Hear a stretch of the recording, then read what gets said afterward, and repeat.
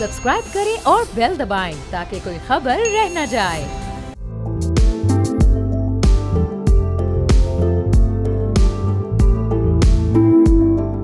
अस्सलाम वालेकुम, मैं अरबाब जहांगीर। आप देख रहे हैं प्रोग्राम बेवपार। तमाम देखने वालों को जश्न आज़ादी की बहुत बहुत मुबारकबाद हो। और ये गुज़रा साल हमारे मुल्क के लिए न सिर्फ माशी एतबार से बहुत बेहतरीन गुजरा, बल्कि हमने देखा कि जो दिफाई मैदान था वहाँ पर हमारी अफवाज ने तारीख़ साज कामयाबियाँ समेटीं। और कामयाबियों का सिलसिला सिर्फ इन चंद मैदानों तक ही महदूद नहीं रहा, बल्कि हमने देखा कि टेक्नोलॉजी के मैदान में और ख़ास तौर पर स्पेस टेक्नोलॉजी के मैदान में पाकिस्तान ने बड़ी तारीख़ी कामयाबी हासिल की है। पाकिस्तान ने एक जो रिमोट सेंसिंग सैटेलाइट था उसको 31 जुलाई को उसको लॉन्च किया और बड़ी कामयाब उसकी लॉन्चिंग रही। और अब उसके ज़रिए हम बहुत से फ़वाइद भी हासिल कर सकते हैं। क्लाइमेट चेंज जो कि इस वक्त पूरी दुनिया में एक बहुत बड़ा ख़तरा है, ख़ास तौर पर तरक्की पजीर ममालिक के लिए।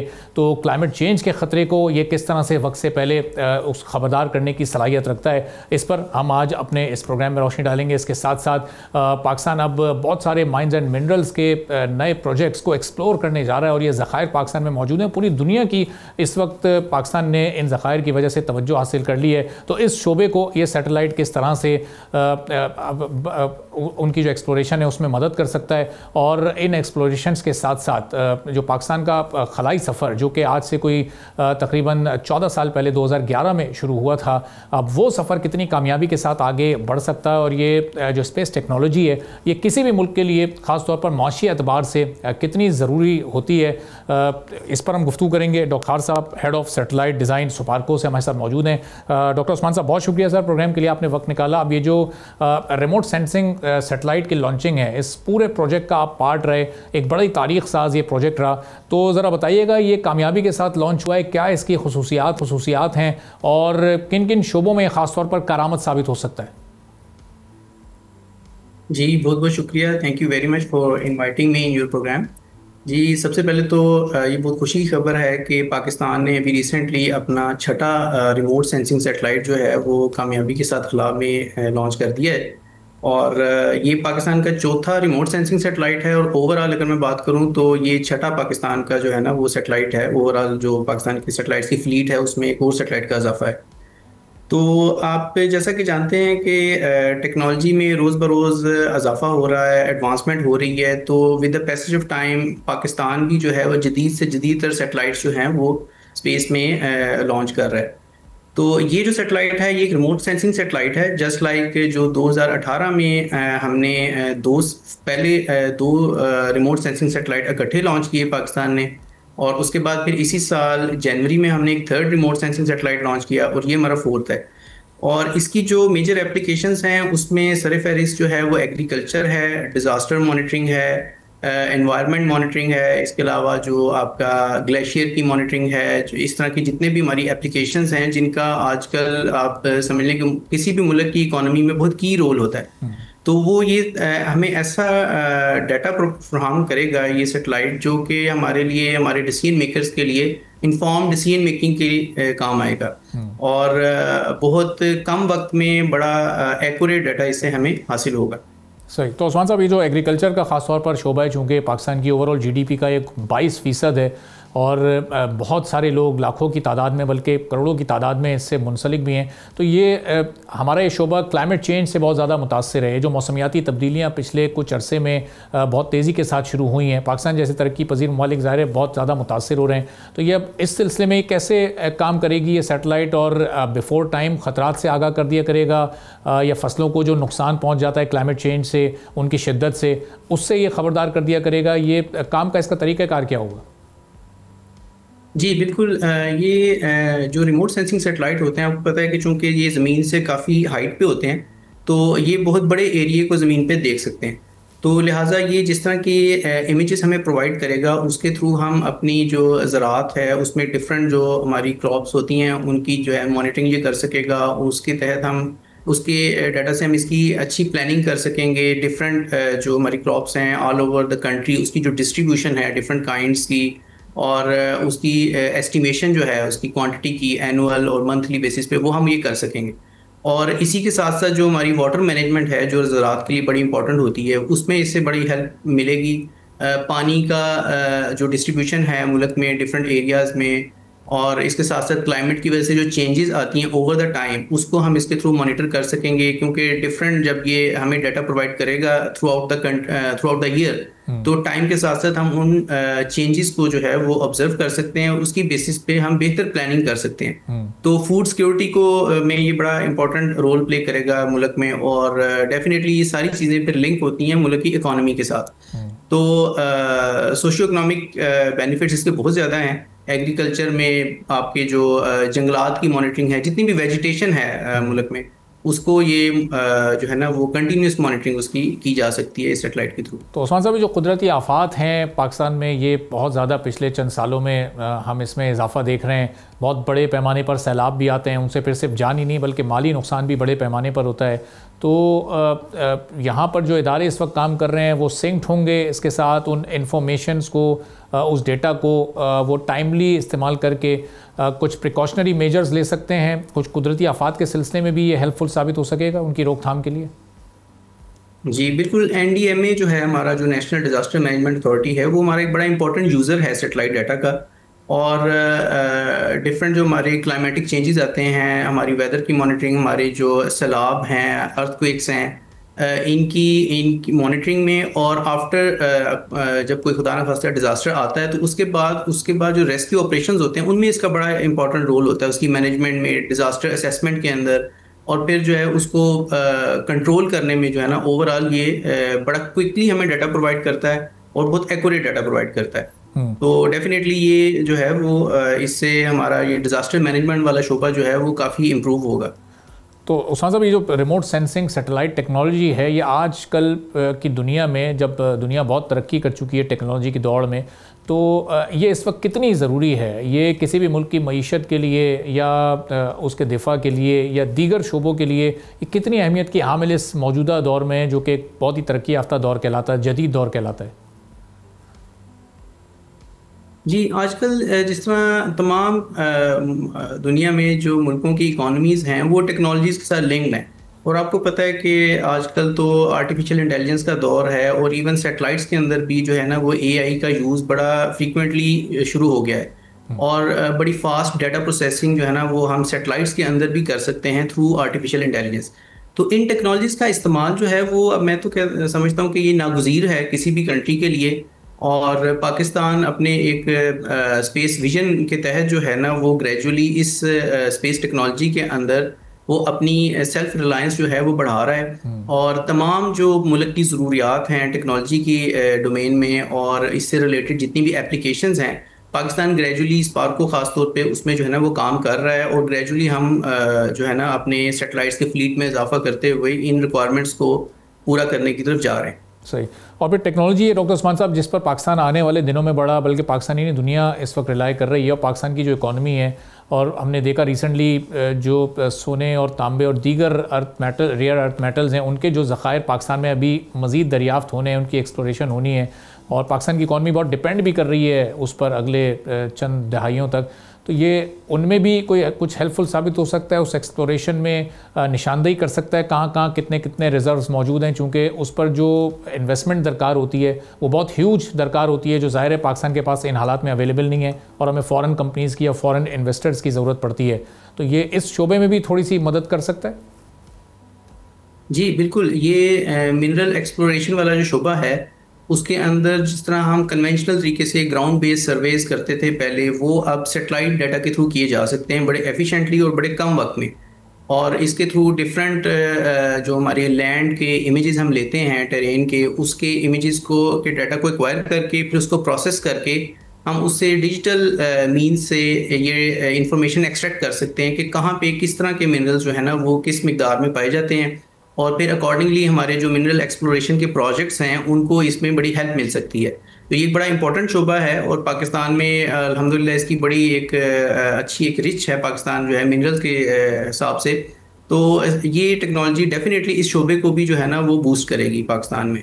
اچھا. اور پھر ظاہر ہے کہ یہ ایک ایسا شعبہ ہے کہ جس میں ابھی بہت ساری انٹرنیشنل کمپنیز بھی پاکستان آ رہی ہیں، دیگر ممالک بھی اس میں بہت خاصی دلچسپی کا اظہار کر رہے ہیں. تو اس سیٹلائٹ کے کانٹیکس میں مین فوکس انہی شعبوں پر رکھا جانا ہے یا ایگریکلچر کا ہمارا شعبہ ہے, کلائمیٹ چینج کا, یا مائنز اینڈ منرلز کا, یا کچھ اور شعبہ جات بھی اس میں شامل ہیں جس میں یہ پھر کام کرے گا؟ جی اس میں یہ کنونشنل شعبہ جات تو بالکل ہیں, جس طرح میں نے کہا گلیشیئر مانیٹرنگ ہے, ہمارے جو ہیں ڈیزاسٹر مینجمنٹ ہے, ایگریکلچر, آپ کا فارسٹ مانیٹرنگ, واٹر مینجمنٹ, یہ ہیں. اس کے علاوہ اس کو ہم R&D کے لیے بھی یوز کر سکتے ہیں. ہم اپنے اکیڈیمیا میں, ایجوکیشن سیکٹر میں اس کا ڈیٹا جو ہے وہ ہمیں اپنی اکیڈیمیا کو پرووائڈ کر سکتے ہیں, جو اس کو یوز کرتے ہوئے ڈفرینٹ R&D کے پروجیکٹس بھی کیے جا سکتے ہیں. تو اس کا سائنٹیفک اپلیکیشنز بھی ہو سکتی ہیں فیوچر میں. بالکل صحیح. اور پھر اب یہ بتائیں, اس ٹیکنالوجی کے ذریعے ہم اب دنیا کا جو اس وقت ٹیکنالوجی کا کمپٹیشن ہے اس میں پاکستان بھی ان ممالک میں شامل ہو گیا جو کہ ظاہر فنڈ وائز یا اکانومی وائز یا اپنی GDP وائز ان کا بہت ہیوج سائز ہے, وہ بہت زیادہ پیسہ ٹیکنالوجی پر خرچ کرتے ہیں. تو ہم اپنے پروجیکٹس کو بڑے ایفیشینٹ طریقے سے اور بڑے بہتر انداز سے آگے لے کر چل بھی رہے ہیں, اور ٹیکنالوجی میں بھی ہم اس وقت پیچھے نہیں ہیں. ہاں جی الحمدللہ پاکستان جو ہے وہ دیکھیں لمیٹڈ ریسورسز کے باوجود جو ہے وہ ہم ماشاءاللہ اس ساؤتھ ایشین ریجن کے اندر کافی دوسرے کنٹریز کے ساتھ ایٹ پار ہیں ٹیکنالوجی وائز. اور ہماری سٹینڈنگ جو ہے وہ اسپیس انڈسٹری کی سٹینڈنگ خاص طور پہ پاکستان کی وہ اب کافی بہتر ہے پہلے سے. اور آلدو چائنا اس میں اس ریجن میں اگر میں بات کروں تو چائنا کافی لیڈ کر رہا ہے اس ٹیکنالوجی میں, اور پاکستان چائنا کا ایک امپورٹنٹ پارٹنر بھی ہے. بہت سارے پروجیکٹس ہم چائنا کے ساتھ کولیبریشن میں کرتے ہیں, اور ڈیفینیٹلی یہ ایک میوچل لرننگ پروسیس بھی ہوتا ہے دونوں سائڈس کے لیے. تو اٹس ویری گڈ کہ پاکستان جو ہے وہ اس ٹیکنالوجی میں ایکسیل کر رہا ہے. اور اگر میں اوور آل اس ریجن کی بات کروں تو پاکستان کی جو اسٹینڈنگ ہے وہ مچ امپرووڈ ہے with respect to past 2 decades. صحیح. اور صاحب اس میں پھر کیا کوئی بھی پرائیویٹ سیکٹر جو ہوتا ہے وہ ظاہر ہے کسی بھی ملک کی معیشت میں بڑی ریڑھ کی ہڈی کی حیثیت رکھتا ہے, تو اس ٹیکنالوجی میں بھی کیا کوئی پرائیویٹ سیکٹر کے لیے آپ کوئی اسپیس یا اسکوپ ایسا دیکھتے ہیں کہ ان کے ساتھ بھی کچھ مل کر جوائنٹ وینچرز ہو سکیں, جس طرح ہم دیگر ممالک کے ساتھ مل کر جوائنٹ وینچرز کرتے ہیں, تو اس میں ہمارے معاشی اعتبار سے بھی زیادہ فوائد ہم اس سے حاصل کر سکتے ہوں؟ ہاں جی یہ ایک بہت امپورٹنٹ پوائنٹ ہے. دیکھیں کوئی بھی انڈسٹری جو ہے نا وہ اسٹینڈ الون تو فلرش نہیں کر سکتی کہیں پہ بھی. تو اس لیے یہ جو ایک انڈسٹریل سائیکل ہے, تمام انڈسٹریز جو ہیں وہ ایک دوسرے کو سپورٹ کرتی ہیں.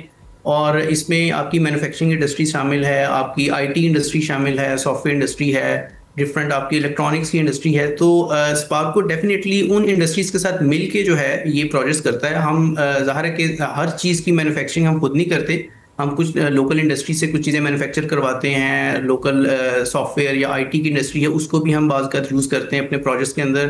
اکیڈیمیا سے ہم کافی ہیلپ لیتے ہیں, ہمارے کوئی کافی اکیڈیمک پارٹنرز ہیں جن کے ساتھ ہم مل کے جو ہے نا وہ R&D اور اسمال پروجیکٹس کرتے ہیں, اور الٹیمیٹلی یہ چیزیں پھر انٹیگریٹ ہوتی ہیں in a bigger programme in the form of a full fledged satellite project. اور بعد میں پھر سیٹلائٹ پروجیکٹس کا جو سیٹلائٹس کا جو ڈیٹا ہوتا ہے اس کے یوز کے حوالے سے بھی ہم ڈفرینٹ پروجیکٹس جو ہیں وہ لوکل انڈسٹری کے ساتھ مل کے اور اکیڈیمیا کے ساتھ مل کے کرتے ہیں. تو ڈیفینیٹلی یہ پورا ایک انڈسٹریل سائیکل ہے جو جس کا آؤٹ کم جو ہے وہ پھر ملک کو ایک فروٹفل اپلیکیشن کی شکل میں, اکانومی کی شکل میں جو ہے وہ ملتا ہے. تو تمام انڈسٹریز ایک دوسرے کے ساتھ کولیبریٹیو وے میں چلتی ہیں, اور پاکستان میں یہ اسپیس انڈسٹری کی موجودگی سے ڈیفینیٹلی دوسری انڈسٹریز کو فائدہ ہو رہا ہے اور ان سے ہمیں بھی فائدہ ہو رہا ہے. صحیح. اور اس بار جو لانچنگ تھی سیٹلائٹ کی ڈاکٹر صاحب, وہ ظاہر ہے ہمارے اس جشن آزادی سے, یوم آزادی سے 2 ہفتے پہلے کی گئی.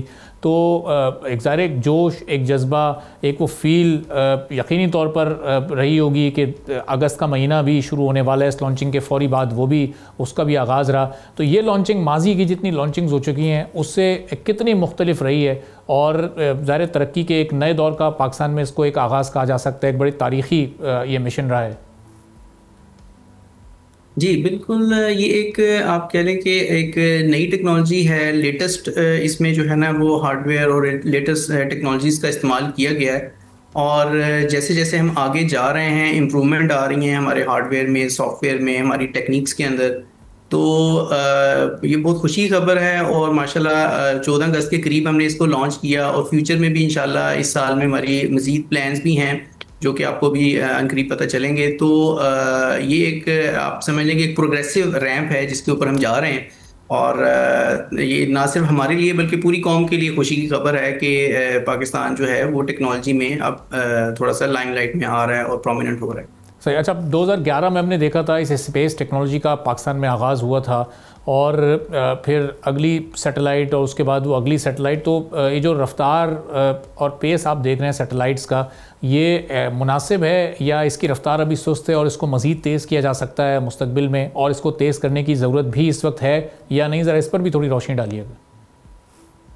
جی, اس میں میں یہ کہوں گا کہ ہمارا ایک پورا اسپیس پروگرام ہے جس کو ہم کہتے ہیں 2047 تک ہم نے پورا ایک جو ہے وہ مشن بنایا ہوا ہے جس کے تحت ہم چل رہے ہیں.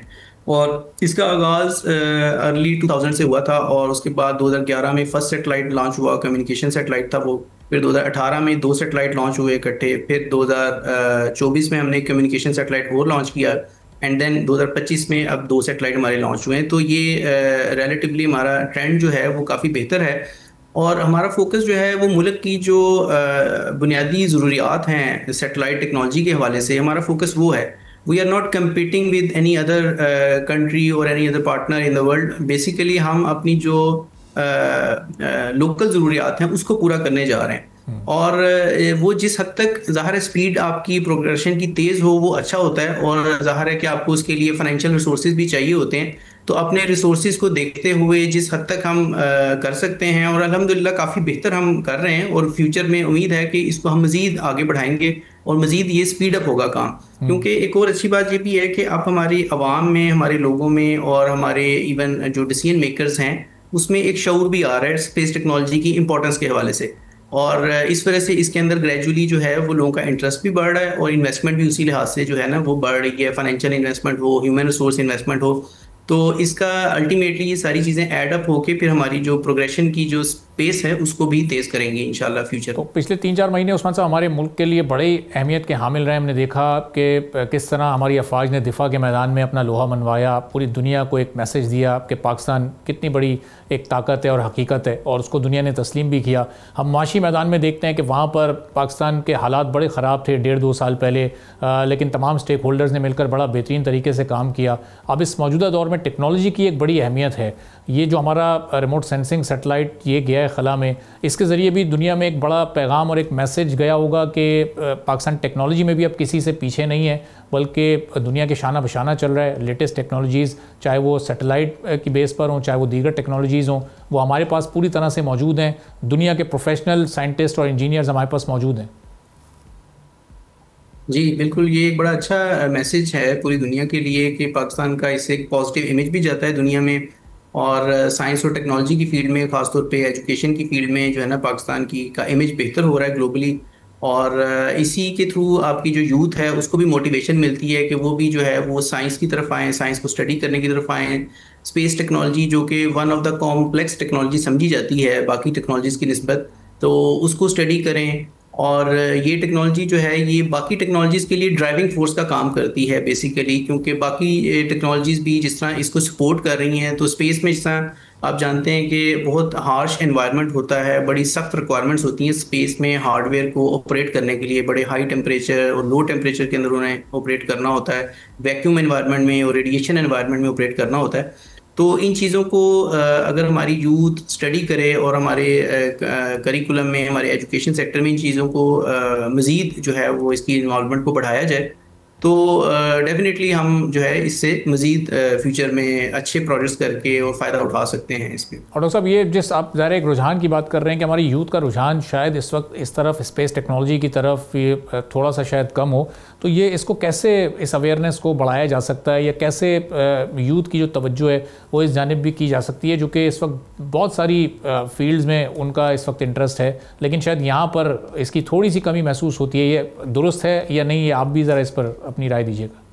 جی یہ کسی حد تک درست ہے, اور اس میں میں یہ سمجھتا ہوں کہ میڈیا کا بھی بڑا امپورٹنٹ رول ہے. جس طرح سے آپ اس طرح کی جو اچیومنٹس ہیں ان کو ہائی لائٹ کرتے ہیں, ان کو پروجیکٹ کرتے ہیں عوام کے سامنے, اور اس کے ذریعے سے عوام کو ایک شعور اور ایک نالج بھی ملتا ہے, اور اسی سے یوتھ کا انٹرسٹ بھی ڈیولپ ہوتا ہے. اور ہماری خاص طور پہ جو اکیڈیمیا ہیں, ہمارے اسٹوڈنٹس ہیں ہماری یونیورسٹیز, اور وہاں پہ اسپارکو آلریڈی جو ہے وہ ان کے ساتھ مل کے کئی پروجیکٹس کر رہا ہے, تو اس کے تھرو بھی ہم اویئرنیس پھیلا رہے ہیں. کچھ ہمارے اور بھی ایسے space education and awareness drive کے تحت ہمارے کئی پروگرامس چل رہے ہیں.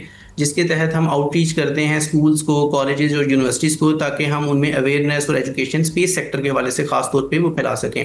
اور میڈیا کے تھرو، الیکٹرانک اور پرنٹ میڈیا کے تھرو جب اس طرح کے کوئی ایونٹس ہوتے ہیں ان کو ہائی لائٹ کر کے اور ان کے تھرو بھی ایک سورس آف ایجوکیشن جو ہے وہ دیا جا سکتا ہے. تو اسی طرح گریجولی جو ہے وہ اس سیکٹر میں اگر عوام کا انٹرسٹ بڑھتا ہے تو ڈیفینیٹلی اسٹوڈنٹس کے لیے بھی اپرچونیٹیز ہوں گی اس کے اندر زیادہ سے زیادہ، اور ڈیفینیٹلی ہماری انڈسٹری کو بھی اس سے فائدہ ہوگا. صحیح. اور عثمان صاحب، جو فیوچر پروجیکٹس ہیں ان پر بھی بڑے بہترین طریقے سے اس وقت کام چل رہا ہے. ظاہر ہے ان کی اسپیسیفکیشنز پر بات کرنا اس وقت ممکن نہیں ہوگا، لیکن اگر اوور آل ایک جنرک ویو ہم آپ کا لیں کہ جو آگے کے پروجیکٹس ہیں وہ بھی ہم ٹائملی اچیو کر سکیں گے. جس 2047 کے پروگرام کا آپ نے اس وقت ذکر کیا وہ ود ان ٹائم اس کے سارے ٹارگیٹس اس وقت بہترین طریقے سے حاصل کیے جا رہے ہیں کامیابی کے ساتھ. جی الحمدللہ ہمارے جو فیوچر پروگرامس ہیں اس پہ بھی بڑا اگریسولی کام چل رہا ہے، اور we are trying our best کہ ہم ان کو ٹائم پہ کمپلیٹ کریں ان تمام پروجیکٹس کو، اور ٹائم لائنس کے تحت جو ان کے ٹارگیٹس ہیں ان کو اچھی طرح اچیو کریں. اور جو پچھلے ہمارے پروگرامس ہیں اور جو نیکسٹ پروگرام ہیں ان کو آپس میں ڈو ٹیل کر کے، ان کو ہارنس کر کے اس کے جو بینیفٹس ہیں وہ ملک کی اکانومی کو پہنچائے جائے. ٹھیک ہے، بہت بہت شکریہ. ڈاکٹر عثمان افتخار صاحب، head of satellite design SUPARCO سے ہمارے ساتھ موجود تھے. تو آپ نے ڈاکٹر صاحب کی سنی. ایک بریک لیتے ہیں، بریک کے بعد واپس آئیں گے، ایک اور اہم موضوع پر بات کریں گے.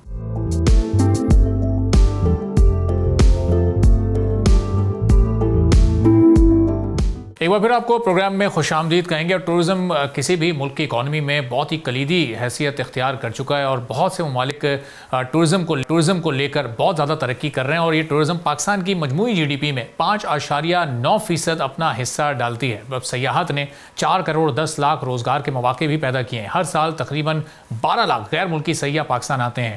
ملک کے سیاح شمالی علاقوں کا زیادہ رخ کرتے ہیں. گلگت بلتستان میں ہنزا ہے، اسکردو ہے، خنجراب پاس، عطا آباد جھیل اور دیوسائی نیشنل پارک جانے کا رجحان زیادہ پایا جاتا ہے. پھر خیبر پختونخوا کی طرف اگر آپ چلے جائیں تو سوات ہے، کالام ہے، مالم جبہ، ناران، کاغان، شوگران اور کمراٹ ویلی ہے جہاں سیاحوں کا خوب رش ہوتا ہے. صوبہ پنجاب کے دارالحکومت لاہور میں شاہی قلعہ، بادشاہی مسجد، شالامار باغ زیادہ مشہور ہیں، جبکہ ملتان، بھاولپور اور ٹیکسلا میں بھی یہ ٹورسٹ جاتے ہیں. سندھ کے سیاحتی مقامات میں موئنجو داڑو ہے، مکلی کا قبرستان ہے، ٹھٹا ہے، کراچی کی ساحلی پٹی شامل ہیں، جبکہ بلوچستان میں گوادر اور ماڑا، ہنگول نیشنل پارک اور پرنسس آف ہوپ میں ٹورسٹ جاتے ہیں. اب مذہبی طور پر اگر ہم سیاحت کی بات کرتے ہیں تو پھر ٹیکسلا، سوات اور بدھ مت کے ورثوں میں ان ٹورسٹ کی بہت زیادہ دلچسپی ہوتی ہے. ساتھ ساتھ سکھوں کے لیے ننکانہ صاحب اور کرتارپور کوریڈور بڑی توجہ کا باعث اب بنتا جا رہا ہے. پھر بین الاقوامی اداروں کے مطابق پاکستان دنیا کے ٹاپ 10 ایڈونچر ٹورزم ڈیسٹینیشنز میں شمار ہو سکتا ہے. لیکن کیسے؟ اگر موجودہ جی ڈی پی کا حصہ تقریباً 12 سے 15% لایا جائے تو سالانہ 20 سے 25 بلین ڈالر تک یہ آمدنی ممکن ہو سکتی ہے. اگر انفراسٹرکچر کو بہتر کر دیا جائے تو شمالی علاقہ جات سالانہ 10 سے 12 ملین مقامی اور انٹرنیشنل ٹورسٹ کو متوجہ کر سکتے ہیں. صرف کرتارپور کوریڈور کے ذریعے 1 سے 2 ملین سکھ یاتری سالانہ پاکستان آ سکتے ہیں، جس سے اربوں کا ریونیو کمایا جا سکتا ہے. دنیا میں ریونیو کے اعتبار سے اگر ہم ٹورزم سیکٹر کو دیکھیں تو امریکہ سب سے اوپر ہے، جسے سالانہ 175 بلین ڈالر کا ریونیو اس ٹورزم سے حاصل ہوتا ہے. دوسرے نمبر پر چائنا کا نمبر ہے جو اس سیاحت سے سالانہ 154 بلین ڈالرز کماتا ہے. تیسرا ملک اسپین ہے جہاں ٹورزم سے 92 بلین ڈالرز حاصل کیے جاتے ہیں. چوتھے نمبر پر یو کے یعنی یونائٹڈ کنگڈم 73 بلین ڈالر کا ریونیو ٹورزم سے کما رہا ہے. فرانس میں اس ٹورزم سے سالانہ 68 بلین ڈالرز حاصل کیے جاتے ہیں. اٹلی میں ٹورزم سے 60 بلین ڈالرز کمائے جاتے ہیں. پھر اس سے تھوڑا سا ہم آگے بڑھتے ہیں تو تھائی لینڈ ہے جہاں 52 بلین ڈالرز ایک سال میں یہ ملک حاصل کر لیتا ہے. ترکیہ کو 49 بلین ڈالر سالانہ کمائی سیاحت سے ملتی ہے. جرمنی میں سیاح سالانہ 37 بلین ڈالر کا فائدہ پہنچاتے ہیں، جبکہ میکسیکو میں ٹورزم سے سالانہ کمائی 30 بلین ڈالر تک ہو جاتی ہے. تو عالمی طور پر سیاحت میں ہم پاکستان کی پوزیشن دیکھیں تو چوتھے بدترین ملک ہونے کے ساتھ پاکستان کا اس وقت 96واں نمبر ہے. پاکستان 20 نئے سیاحتی مقامات تیار کرنے کا منصوبہ بنا رہا ہے. اس سیکٹر کو اب اس سیکٹر پر فوکس کیا جا رہا ہے. حکومت کی جانب سے جدید انفراسٹرکچر، ٹرانسپورٹ اور اعلیٰ معیاری تفریح گاہوں کی ضرورت محسوس کرتے ہوئے گلگت بلتستان اور آزاد جموں و کشمیر کی طرف اب ٹورسٹ کو راغب کرنے کی اہمیت پر زور دیا جا رہا ہے. وزیر وزیر اعظم نے بھی اس سلسلے میں کچھ ایکشن لیا ہے، متعلقہ وزارتوں اور محکموں کو یہ ہدایت کی ہے کہ سیاحت کے ایسے منصوبے تیار کریں جو پریکٹیکل ہوں اور مختصر مدت میں مکمل بھی کیے جا سکیں۔ اب اس کے ساتھ ساتھ سیاحتی مقامات پر تمام نئی تعمیرات اور انفراسٹرکچر کو ماحولیاتی تبدیلی کو سامنے رکھتے ہوئے بنایا جائے۔ انہی اقدامات کو بڑھانے، سرمایہ کاروں کو راغب کرنے اور پاکستان کو عالمی سیاحتی مقام کے طور پر فروغ دینے کے لیے جلد اسلام آباد میں national tourism expo and investment conference بھی منعقد ہونے جا رہی ہے۔ تو اب پاکستان اس سیکٹر میں مزید آگے کیا کچھ، گلگت بلتستان اور آزاد کشمیر کو کس طرح سے سیاحت کا مرکز بنایا جا سکتا ہے اور اس سے پھر کتنی آمدنی ہو سکتی ہے، اس سے کتنا ریونیو کمایا جا سکتا ہے، اس پر ہم گفتگو کریں گے۔ راجہ ناصر علی خان صاحب ہمارے ساتھ موجود ہیں، وزیر ہیں پلاننگ اینڈ ڈیولپمنٹ کے، ایڈوائزر فار ٹورزم ہیں گلگت بلتستان کے، ہمارے ساتھ موجود ہیں۔ بہت شکریہ راجہ ناصر صاحب، پروگرام کے لیے آپ نے وقت نکالا۔ اب یہ جو سیاحت کا شعبہ ہے یہ کافی نیگلیکٹڈ رہا ہے، کافی اس کو نظر انداز ماضی کی حکومتوں نے کیا ہے۔ اگر اس پر اب فوکس کرتی ہے حکومت اور اب شروع کرتی ہے 20 مقامات کو بھی تیار کرنا، تو کتنا پوٹینشل ہے پاکستان میں اس وقت ٹورزم کا؟ سر تھینک یو سو مچ، آپ نے بڑی اچھی آج ریونیو کے حوالے سے، جی ڈی پی کے حوالے سے کافی چیزیں آپ نے گلگت بلتستان اور پاکستان کی جو امپورٹنسی ہے، جیسے کہ ایڈونچر ٹورزم میں گلگت بلتستان کی اپنی ایک شناخت ہے، پوری دنیا میں جانا جاتا ہے، لوگ ایڈونچر ٹورزم کے لیے کافی، یہ علاقہ کافی فیوریٹ بھی ہے، اور اس علاقے کی خوبصورتی سے اور اس علاقے کو مزید بہتری کی طرف لے جانے کے لیے ہمارے پاس ایک ایکو فرینڈلی ٹورزم کو انٹروڈیوس کرنے کی ضرورت ہے۔ گلگت بلتستان میں اور پاکستان کی سب سے بڑی جو ڈیسٹینیشن ٹورزم کے لیے اس وقت گلگت بلتستان ہی ہے، جو کہ ہماری معیشت میں بھی بہتری آ رہی ہے، جو کہ گلگت بلتستان کی سب سے واحد انڈسٹری ہے جس سے عام آدمی سے لے کر خاص آدمی تک بینیفیشریز ہیں، جو کہ پورے پاکستان بینیفیشریز ہے۔ یہاں پہ بڑے انویسٹرز نے انویسٹمنٹ کی ہے، لیکن ابھی جو ہمیں تھوڑا سا اس پہ ریئلسٹک اور فیوچرسٹک پلان کی ضرورت ہے۔ گلگت بلتستان اب تک جو آلریڈی جو انٹیپڈ ایریاز ہیں، جس پہ ہمیں کافی سروے بھی کی ہے، ہم نے جو نئے 12 ڈیسٹینیشنز گلگت بلتستان کے اندر، ہم نئے 12 ڈیسٹینیشنز پہ جا رہے ہیں، جو کہ ہمارا main focus eco friendly destinations ہیں۔ گلگت بلتستان اب تک جو ہے 50% ایکسپلور ہے، باقی ریسٹ جو 50% ہے اس کو بھی ہم چاہتے ہیں کہ انٹیپڈ ایریاز کو کیسے لوگوں کے لیے فیزیبل بنایا جائے، کیسے خوبصورتی کے ساتھ اس خوبصورت علاقے کی پوٹینشل سے علاقے کے لوگوں کو نوازا جائے، اس علاقے کی ساتھ ساتھ پاکستان کی اکنامی کی بہتری کی طرف لے کے جائیں۔ ایک اچھے خاصے ریونیو جنریشن اس وقت گلگت بلتستان کی گورنمنٹ بھی کر رہا ہے، صرف اور صرف پرمٹ کی مد میں ہم اس وقت تقریباً 50 سے 60 کروڑ روپے ہمارا ریونیو جنریٹ ہو رہا ہے، جو کہ ابھی ہم نے شروع کیا ہے۔ اگر ہم فیوچر پلان کر کے اس کو اور مزید بہتری کی طرف لے کر آتے ہیں، اچھے انویسٹرز کے ساتھ، ایک فیوچر پلان کے ساتھ، انوائرمنٹ ایکو فرینڈلی ڈیسٹینیشن کے ساتھ، ہم اس علاقے کو اگر، کیونکہ اس علاقے کی جو امپورٹنسی ہے گلگت بلتستان، وہ پاکستان کے لیے بڑی اہمیت کا حامل ہے، اور یہاں پہ اللہ تعالیٰ نے بڑی پوٹینشل سے نوازا ہے اس علاقے کو، لیکن اسی کے ساتھ ساتھ چیلنجز بھی ہے۔ ماحولیاتی تبدیلی کی وجہ سے ہمیں net zero carbon emissions project کے اوپر جانے کی ضرورت ہے، ایکو فرینڈلی اور سمارٹ ڈیولپمنٹ پہ جانے کی ضرورت ہے۔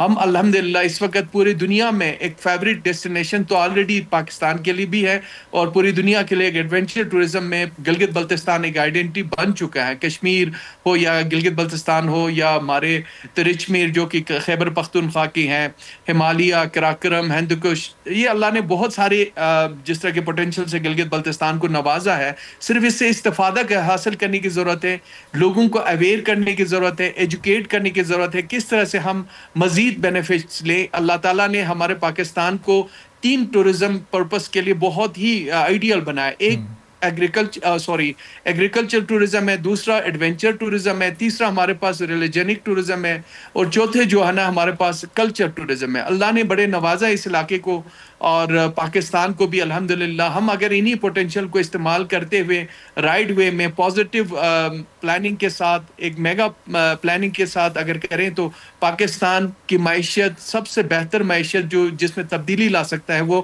ہم ٹورزم کی ہی مد میں لا سکتے ہیں۔ تو رائے صاحب، اب یہ ہم دیکھتے ہیں کہ سالانہ جو بھی فگر ہے فارن ٹورسٹ کا، وہ آلموسٹ کوئی 12 لاکھ کے قریب ہے، 12 لاکھ لوگ یہاں آتے ہیں، لیکن جو پچھلے چند سالوں سے کلائمیٹ چینج کے اثرات ہیں اس وقت، صرف گلگت بلتستان ہی نہیں، اوور آل ہم پورے پاکستان کی بات کریں میں, چاہے وہ KP کے علاقے ہوں, دوسرے صوبوں کے علاقے ہوں, تو وہاں پر جو یہ اثرات سامنے آتے ہیں, جس طرح کے حادثات ہوتے ہیں, اس میں انسانی جانوں کا بھی نقصان ہوتا ہے, لوگ کئی دنوں تک کچھ مقامات پر پھنس بھی جاتے ہیں, کہیں ریسکیو ورک ہو پاتا ہے ٹائملی, کہیں نہیں ہو پاتا. تو یہ کتنا متاثر کر رہا ہے اس وقت؟ اب یہ فورن ٹورسٹ کا فگر اور نمبر کم ہوگا آنے والے دنوں میں یا بڑھتا جائے گا؟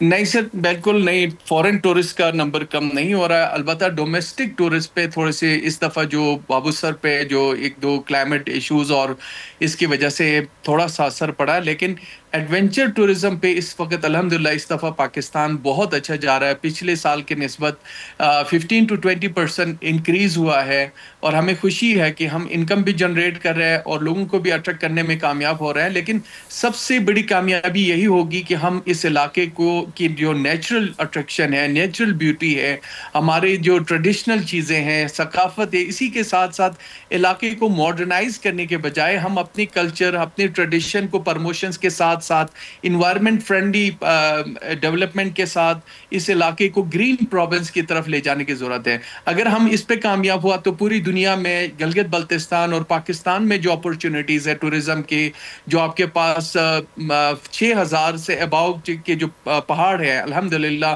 تقریباً 5000 سے زیادہ ہمارے گلگت بلتستان کے اندر ہے.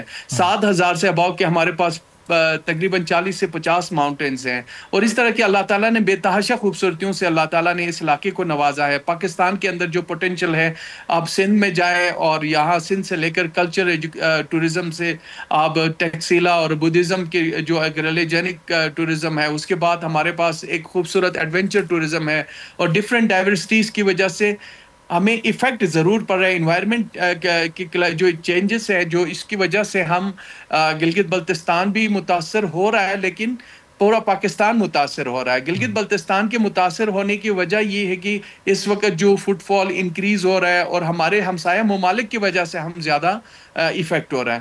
اگر ہم اپنے آپ گلگت بلتستان تو بہت لیس کاربن میں ہے اس وقت, ہمارے گلیشیئرز جو میلٹ ہو رہے ہیں ہمارے ہمسایہ ممالک کی وجہ سے ہو رہا ہے, لیکن پھر بھی ہمارے لوگوں کو ویل اویئر کرنے کی ضرورت ہے, ویل ایجوکیٹ کرنے کی وجہ ضرورت ہے. انوائرمنٹ سب سے بڑا امپورٹنٹ, گلگت بلتستان پورے پاکستان کے واٹر ریسورس ہے, 60% واٹر گلگت بلتستان کے گلیشیئر سے جا رہا ہے. تو ہمیں اس علاقے کی, اس خطے کی خوبصورتی, اس علاقے کی حفاظت ہم پورے پاکستان کے اوپر ہے, فیڈرل کے اوپر ہے, ہم سارے مل کر کریں گے تو اللہ تعالیٰ نے وطن عزیز پاکستان کو بے تحاشا پوٹینشل سے نوازا. لیکن ٹورزم ہی واحد انڈسٹری ہے جس کی وجہ سے ہم اپنی اکنامی میں بہت انکریز کر سکتے ہیں. جو ہمارا اس وقت فائنینشیل کرائسس ہے, جو بھی ایشوز ہیں, اگر ہم ایک بہترین پالیسی کے ساتھ ٹورزم کو پروموٹ کریں تو Pakistan is the best destination for the world. تو ابھی جو جی ڈی پی میں جو کنٹریبیوشن ہے وہ 5.9 ہے, اس کو راؤنڈ آف کر کے ہم 6 بھی کر لیں, تو اگر اس کو ہمیں 10 یا 12 تک ڈبل فگرز میں لے کر جانا ہے تو یہ گورنمنٹ ہی اپنے اون پر کر سکتی ہے. گورنمنٹ تو صرف پالیسیز بنا سکتی ہے, پرائیویٹ سیکٹر کا اس میں آپ کیا رول اور انٹرسٹ دیکھ رہے ہیں؟ دیکھیں جی, کلائمیٹ سیکٹرز میں اس وقت انفارچونیٹلی گلیشیئر ایئر ڈکلیئر ہوا فیڈرل کی طرف سے. گلگت بلتستان میں کہیں پہ بھی کوئی انٹرونشن نہیں ہوئی, کیونکہ گلیشیئر ایئر گلگت بلتستان میں اس وقت تقریباً 8 سے 9 ہزار گلیشیئرز ہیں, جو کہ پورے پاکستان میں تقریباً 11 سے 12 ہزار ہے, لیکن 8 سے 9 ہزار گلیشیئر گلگت بلتستان کے اندر ہے. اس دفعہ COP 29 میں بھی جو پریزنٹیشن وہاں ہونی تھی اس میں بھی گلگت بلتستان کے کوئی انفارچونیٹلی اس صوبے کی کوئی پریزنٹیشن نہیں تھی. حالانکہ انوائرمنٹ پرپس اس پہ گلگت بلتستان آپ کے انڈس ریور سے لے کر یہاں کی گلیشیئر کی وجہ سے بہت ہی امپورٹنٹ ہے. اگر گلگت بلتستان کو پروٹیکٹ کیا جائے تو سمجھ لیں کہ پورے پاکستان سیراب ہو سکتا ہے, پورا پاکستان پروٹیکٹ ہو سکتا ہے. جو اب کبھی جو ہمارا فیوچر پلان ہے اس میں بھی ہمارا فوکس یہی, ہماری ریکویسٹ ہے کہ پاکستان اب انوائرمنٹلی جو بھی ہمارے انیشیٹس ہیں پاکستان کے اندر فنڈنگ کی جاتی ہے گلگت بلتستان کو اسپیشل اس پہ فیڈرل کی, کیونکہ گلگت بلتستان واحد صوبہ ہے جو فیڈرل کی گرانٹ کے اوپر ہے. تو ہم چاہتے ہیں کہ گلگت بلتستان کے پوٹینشیل, گلگت بلتستان کے اندر جو اللہ نے جو قدرتی مال و مال جس علاقے کو کیا ہے, نوازا ہے, اس کی حفاظت, اس کو بہتر وسائل کو عوام تک پہنچانے کے لیے, لوگوں تک پہنچانے کے لیے فیڈرل کی پالیسیز بڑا میٹر بھی کرتا ہے, لیکن پبلک سیکٹر بھی اس میں ہے. ہمارے B2B ہمارے کافی ایگریمنٹس ہوئے ہیں، باہر کے بہت ممالک اس وقت گلگت بلتستان کے اندر انویسٹمنٹ پہ بھی آئے ہوئے ہیں، بڑے اچھی اپورچونیٹیز ہے گلگت بلتستان کے اندر۔ صاحب جب یہ آپ انویسٹمنٹ کی بات کریں تو اس میں پرائیویٹ سیکٹر کا انٹرسٹ کتنا امپورٹنٹ ہے، ان کی انویسٹمنٹ کتنی اس میں درکار ہوگی؟ چونکہ ہم دیکھتے ہیں کہ جب جو سالانہ یا ماہانہ فگرز بھی آتے ہیں رجسٹرڈ کمپنیز کے، نئی کاروباری کمپنیز کے، تو اس میں ٹورزم کی کمپنیز بہت لوور سائڈ پر ہوتی ہیں، بہت کم کمپنیز یہ کام کر رہی ہوتی ہیں۔ پرائیویٹ سیکٹر کو کیسے اٹریکٹ کیا جا سکتا ہے، اس میں کتنا اسکوپ ہے؟ سر دیکھیں گلگت بلتستان میں واحد ایک ہی انڈسٹری ہے، وہ ہے ٹورزم کی انڈسٹری۔ یہاں پہ زیادہ تر پرائیویٹ سیکٹر ہی کام کرتے ہیں، گورنمنٹ کی اتنا زیادہ کنٹریبیوشن نہیں ہے ٹورزم پرپس پہ۔ اس وقت الحمدللہ جو پاکستان کے اندر جو اپورچونیٹیز آلریڈی اللہ نے دی ہے، اس سے بڑھ کر ٹورزم کے لیے گلگت بلتستان کو دی ہے۔ اس سے ڈائریکٹ جو فائدہ ہوتا ہے وہ ہمارے لوکل اکانومی کو ہی ہو رہا ہے۔ میں آپ کو فار ایگزامپل ایک چھوٹی سی ایونٹ کا تذکرہ کروں گا، کولڈ ڈیزرٹ سفاری جو کہ پاکستان میں سب سے امپورٹنٹ ہے، ریلی جو ہوتا ہے سرفرنگا، جس کی 4 دن کے اندر ہم نے لوکل کمیونٹی کو ہم نے کیلکولیشن کی تھی 28 سے 30 کروڑ کے انکم ہوا تھا، جو کہ ٹیکسی ڈرائیور سے لے کر ہوٹل انڈسٹری سے لے کر ایئرپورٹ سے لے کر ایئرپورٹ تک جو انکم جنریٹ ہوا ہے وہ 28 کروڑ کی 4 دنوں کے اندر ہو سکتا ہے۔ تو ہم اگر کچھ اچھے پالیسیز اور میگا پالیسیز پہ کام کرتے ہوئے پاکستان کی ٹورزم کو اگر پرموٹ کریں تو الحمدللہ پاکستان کے اندر بے تحاشا پوٹینشل ہے۔ اس سے جو بینیفیشریز پاکستان گورنمنٹ بھی ہوگا اور ہمارے پبلک سیکٹرز بھی ہو سکتے ہیں۔ میں آپ کو ابھی کہہ رہا ہوں 2 سے 3 سال میں ہم جو کہ رائلٹی فیس جو کہ ماؤنٹین پرمٹ ہے، اس سے میں اپنے گورنمنٹ کو 40 سے 50 کروڑ دے رہا ہوں، جو پہلے 20 سے 25 پہ تھا، ابھی 40 سے 50 پچھلے سال کی تھی۔ اس دفعہ ہم امید کریں کہ 15%، 20% مزید بڑھ رہا ہے۔ تو ہم اربوں کی جو ہے نا رائلٹی فیس پہ ہی ہم انشاءاللہ گلگت بلتستان کی گورنمنٹ اور پاکستان کو ہم اکنامک میں بہتری کے لیے پارٹ ادا کر سکتے ہیں۔ صحیح۔ تو ابراہیم صاحب ایک آخری سوال، یہ جو اب جن 20 مقامات پر وزیر اعظم فوکس کر رہے ہیں اور ان کو جلد از جلد اعلیٰ اور جدید سہولتوں کے مطابق تیار کرنے کی بات کر رہے ہیں، یہ آپریشنل ہو جانے کے بعد پاکستان اپنی اوور آل رینکنگ میں کتنی بہتری لا سکتا ہے؟ ابھی تو ظاہر ہے پاکستان 100 ممالک کی رینکنگ میں بالکل لاسٹ میں موجود ہے، کوئی ٹاپ 50 ٹاپ 20 ممالک میں ہم شامل ہو سکتے ہیں آنے والے دنوں میں؟ الحمدللہ انشاءاللہ جس بہتری کے ساتھ جس اس وقت حکومت پاکستان نے ایک تو سب سے بڑی نیڈ تھی وہ ٹورزم پالیسی کی ہے۔ دیکھیں کوئی بھی ملک اگر کسی بھی انڈسٹری کو اگر کامیاب اور پازیٹیو اس پہ لوگوں کو اٹریکٹ کرنا چاہتے ہیں تو سب سے پہلے آپ کے پاس ایک اٹریکٹیو پالیسی کی ضرورت ہے، جو کہ فیڈرل نے اس وقت انیشیٹ کی ہے۔ پروونسز کے اندر بھی انشاءاللہ اس پہ میں نے خود گلگت بلتستان میں 10 سال کی ایک سسٹینیبل پالیسی پہ کام کیا، ماشاءاللہ الحمدللہ وہ کافی کامیاب ہوا۔ اس کی وجہ سے کافی ٹورسٹ اور انویسٹر ہمارے طرف اٹریکٹ ہو رہا ہے۔ اور وزیر اعظم کی جو اس وقت جو آئیڈیا ہے، جس سوچ پہ انہوں نے بڑی میں شکریہ ادا کرتا ہوں ان کا۔ دیکھیں 115 سے 112 سے ہم آئے ہیں اس وقت 1994 پہ، تو ہم 2-4 سالوں میں انشاءاللہ 50 سے بھی اس پہ آ جائیں گے، ٹاپ 25 پہ ڈیسٹینیشن پہ گلگت بلتستان کی وجہ سے پاکستان آیا ہے۔ تو پھر انشاءاللہ ہماری جو اکنامی جس طرح سے گرو کر رہی ہے، سینٹرل ایشین سے لے کر ملیشین سے لے کر امریکن سے لے کر یورپین تو آلریڈی پہلے بھی تھا، لیکن کافی یورپ ممالک جو اس وقت صرف سمر کو فوکس کرتے تھے، لیکن اس وقت الحمدللہ ونٹر پہ بھی آ رہا ہے، آٹم میں بھی آ رہا ہے، تو ہم اپنے اکنامک میں بہتری محسوس کر رہا ہے اور ہم جلد اپنی جو ٹارگٹ ہے جی ڈی پی جو کہ ہمارا 11 سے 12 جو کہ انشاءاللہ 1 سے 2 سال کے اندر ہم اچیو کر سکتے ہیں ٹورزم میں۔ ٹھیک ہے، اور مجھے امید ہے اس پہ کافی بہتر کام ہو رہا ہے۔ بہت شکریہ راجہ ناصر علی خان صاحب، ڈیولپمنٹ مشیر سیاحت گلگت بلتستان ہمارے ساتھ موجود تھے، گفتگو آپ نے سنی۔ اسی کے ساتھ ناظرین آج کے پروگرام سے اجازت دیجیے، اللہ حافظ۔